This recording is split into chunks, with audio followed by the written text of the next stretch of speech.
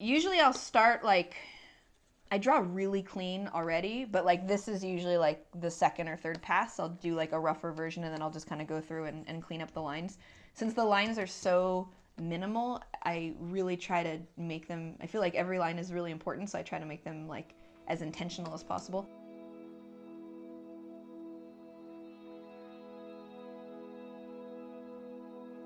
This that I'm working on here, it's called a Cintiq tablet. It's by Wacom. So it's basically like a standard Wacom tablet, which is, you know, a tablet that you use. It's down here and then you can see the drawing on the screen. The difference is you can actually draw directly onto the screen, which is awesome. It's super responsive. I do all my work on one of these. It's pretty much just like traditionally drawing, only it's within a computer program, so it's easier to sort of like, I don't know, it's more forgiving, so I can undo if I need to. So I only work in Photoshop. I don't even know how to use pretty much any other computer program.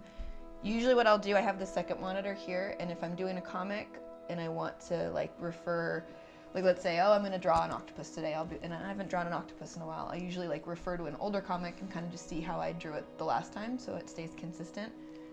And then I'll pull it up on this second monitor and then I'll kind of like be able to use it as reference and look back and forth. That's pretty much my process. I always have coffee next to me.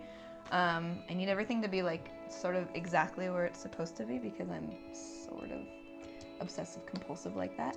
And then I just sort of keep an archive of all my comics since 2010, I think, on my computer, and I'll usually go, so sometimes if I'm trying to think of something and I don't have an idea already sort of written down, because I keep notes in my phone, and I'm usually like, what am I going to draw today? And I'll look at sort of notes that I've made, and I'm like, oh right, I wanted to do a comic about this sort of situation.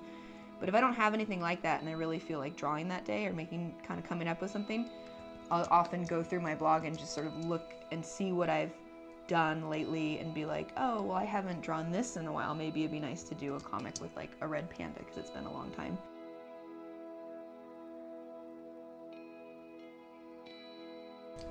But this is pretty much where I am every day, as long as I can get away from whatever else I have to do.